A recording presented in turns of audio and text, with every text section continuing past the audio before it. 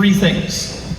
My topic that's been assigned to me is to tackle some of the things that, if you are married, the challenges of marriage and how to navigate through them. If you are not married, this is just as relevant to you, because it is something to think about, that when your turn comes, inshallah, at least you'll have some prep, some idea of what is to come. Number one, marriage is not easy. Anybody who tells you marriage is just so beautiful, like I'm married to my best friend, we just like, he looks like a homeless man in the morning, but I love him. You know, and like all of that, throw it out the window. Marriage is not easy. You have to work to make it work. You have to sacrifice. It's about patience, it's about tolerance. And I'm getting all of this not because I'm married. No, we're talking about my own marriage. But there are some tough moments. I get this from the Quran. Allah tells us that the agreement you took when you got married is called mithaq.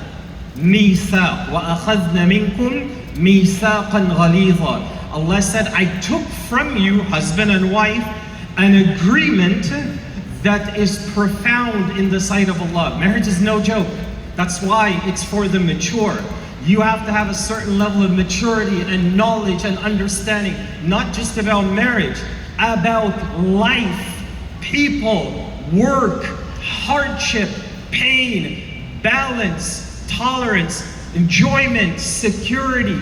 All you've got to have some kind of understanding.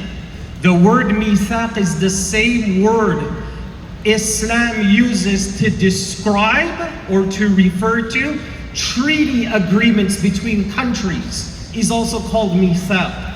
So that gives you an idea, this is serious business. That's point number one. Here are 3 points. That's the intro. Here are 3 points that I'm going to stay with you, inshallah, until the end. Here is the first point. If you want to make marriage work, in my experience, I've been doing marriage counseling for, I don't even know, maybe 20 years, maybe even more than Allah knows, right? A really long time. Marriage problems is the thing that keeps me the busiest. Not my marriage problems of community within society amongst brothers and sisters. It keeps me the busiest. 3 things over the years I've thought about and gathered that I have found are the 3 most common problems that ruin marriages. If you don't understand how to work these 3 things, you will always struggle making marriage work, and ultimately it could ruin the entire relationship. Here's the first problem: lack of communication. I don't mean, you know, like we don't go out for dinners. No. I don't mean, I don't know when was the last time she said she loved me. We've been married for 47 years. I'm pretty sure the marriage of 47 years, she probably likes you, right? There is a connection there. What I mean when I say communication is that even when you disagree, you cannot disagree and get along. Even if there are problems, you can't talk it through, you can only fight it through. That's the lack of communication I'm referring to. I'm not talking about the good moments, the easy times.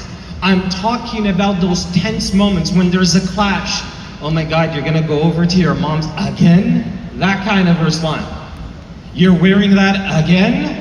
You know how I don't like it when they text you, and then the conflict begins. It's not necessarily a major problem, or has to be a major problem. It could just be daily, trivial things. I never knew you had that Facebook account. Who's Barbara? You know, that sort of thing. So, the first is this. So lack of communication, we're talking about just understanding each other. The Prophet ﷺ, listen to this. This is a famous narration by Jabir ibn Abdullah radiyallahu anhu. Jabir wanted to get married. So one day he saw a woman and it was behind a bush. Now, the hadith kind of starts off a little creepy, right? But Jabir radiallahu anh wanted to get married. He noticed this, mashallah, right, over there. So he went to the Prophet alayhi salatu wasalam, Ya Rasulullah, I saw so and so, and I wish to marry her. The Prophet alayhi salatu wasalam says, what do you have to offer this woman? Meaning the mahar. Notice something. He didn't say to Jabir radiallahu anh, Jabir, what were you doing behind that bush? Why were you looking at? No. Which tells you a couple of things. The ulama take from this now. Number one, he wanted to see her.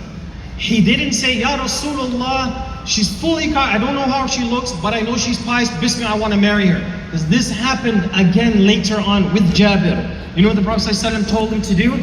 Go and look at her, and if you are pleased with what you see, then you can decide whether to marry or not. Now, all of these things I share with you for one reason. There has to be a connection there. The connection in communication that Islam has is called sakina. Sakina is when you can talk about your problems, you can talk about the good things, you can go in tense moments, good or bad, and you can still love and respect each other when the problem is done, or it's dealt with, or it's talked about. If you don't talk about it and you ignore it, that is, as we all know, it's part of communication. Sometimes you just have to let things go. Sometimes you just have to leave them alone. Yeah, so what if your laces don't match? I have had a couple come into my office asking for a divorce because, I don't want to say if it's the husband or wife, one of them was tasked to make coffee for the other, and that one could not get the sugar amount right. And this went back and forth for about 2 to 3 weeks. Divorce was ready, it was on the plate. Not the coffee, the divorce was on the plate now. Just because of that. It's not the coffee. There is a huge breakdown in just understanding, talking, and communicating. That sense of sakina, respect. We can differ, we can clash, but we're adults, we can work it out. That's number one, the lack of communication. One last point and then we go to number two. Have you all heard of a verse that sounds like this? هُنَّ لِبَاسٌ لَكُمْ وَأَنْتُمْ لِبَاسٌ. Did I just hear somebody say Allahu Samad? Libasul lahunna. Okay, that other surah somebody shouted out, that's not in the Quran, okay? Hunna libasul lakum wa antum libasul lahun. She is a garment for you, you are a garment to her. This is like one of those usually titled as romantic verses, but it's much more than that. I will share with you just one point. Hunna libas, she is a garment for you. Do you see when you put on clothing what it does? It stays close to the body, it touches you, and it covers the secrets that the world doesn't get to see except those that Allah chooses, right? Those that Allah says, this is the list that is allowed, that's it. So obviously on that list is your spouse. What scholars took from that is the most intimate things. How do you learn the secrets of your spouse? How do you know the intimate things about them? Not even his or her parents know about them. It's just the husband and wife. You know this by communicating, by talking, by respecting, by understanding, even if you don't agree. It's halal, it's permissible, it's part of my deen, alhamdulillah, which leads me now to the next point. This is where now the problems really begin. Here is number two. In my experience, of the most common problems that ruin marriages is the lack of balance. You have one, mashallah, really pious, really religious sister practicing their deen. But unfortunately, they might feel that they're married to the Dajjal. Okay? I love you, Allah gave it to you. I know you're Dajjal's brother though. Like, it's just that kind of thing. You have one person who their vision of the marriage is there, and the other person's vision of marriage is somewhere else. The biggest contributor to destroying the balance of marriage, the biggest contributor to that is culture. Have you heard this? Especially those that are, have you heard this? Not even just in your own marriage, but just other marriages. Well, that's not how I grew up. That's not how I was brought up. My parents never used to do that. My mom and dad never acted that way. My brothers and sisters, this is the way we are, so too bad. No, no, no, no. You see that language? Throw it in the garbage. Ali radiallahu anhu once said, we were taught to raise our children different from how we were raised. Scholars took that as a principle to apply to all relationships, especially marriage. Just because you were brought up in a certain way in one household, that's great. The others brought in a certain household, certain way of doing things, that's great. You're not in the same household even if you live under the same roof. Those of us that live with our parents, you still have a space in that house. The ulama still tell us, Islam still deems that if you have a bedroom that belongs to you with your thing, that's your house. So you have your own hukuk, your own rights, your own privacy. You can decide what works, what doesn't work. You can't be like, well, my parents are going, so we should. Well, my mom did it, so we should do it that way. Go see what my dad is and how he acts and how he dresses and how he does things, so that's how we should do it. Completely against what Islam teaches. That's how you develop the relationship, is you journey through life day after day, and that's how you start to figure out what works for you that used to work when you were single, but now it's different because you're married. So you'll talk different, you'll act different, you'll dress different, you'll eat different, your habits will all start to change. Why? Because you're married. You're with somebody else who had a completely different life, and now you came together to make one. Have you all heard of this hadith? Prophet ﷺ says that if you get married, you will fulfill half of your deen. Have you heard this hadith before? If you've ever been to a nikah ceremony, you've heard this hadith before. Most Muslims don't know what this even means. What does it mean that half my deen is complete? What does that even mean? I'm Muslim, I practice, I do everything about Islam, for Islam. So what other half am I missing? And if I don't get married, does that mean I will never have that other half of my deen? Like, what happens here?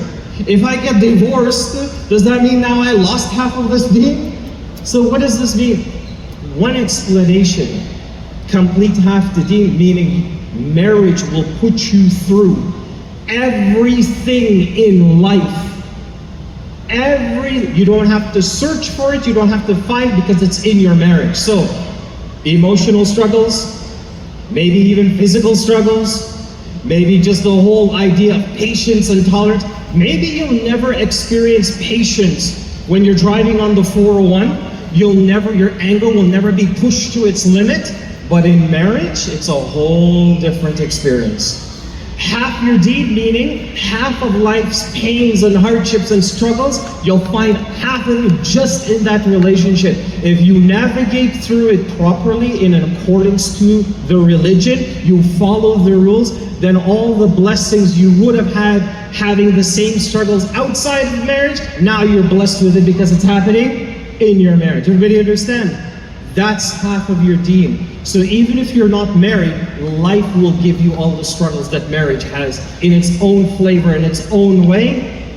And inshallah, you handle it right, you'll be blessed. So this is number 2, the lack of balance. Last one, number 3. This is the last one. My experience of the things that really, really destroy marriages, I think this is self-explanatory, so I'm not going to spend a long time on it. Anger. Prophet ﷺ told a man, the man came to him and said, Ya Rasulullah, awsini, give me advice. But that's a really bad translation. Anybody who speaks basic Arabic, you know that awsini comes from wisaya. You know what wisaya is? Wisaya is give me advice that I could carry for the rest of my life. That kind of advice. What did Prophet ﷺ tell this man? Don't get angry. La taghdab. Again, bad translation. Ghadab is not just anger. Ghadab is anger that makes you lash out and act out. You break things, you say something. Your actions reflect what's going on in here. If you're just saying, I feel angry, but you're like this, I'm so angry, I hate you. That's not ghadab. That has another name. It's called ghaydun. That's a different name.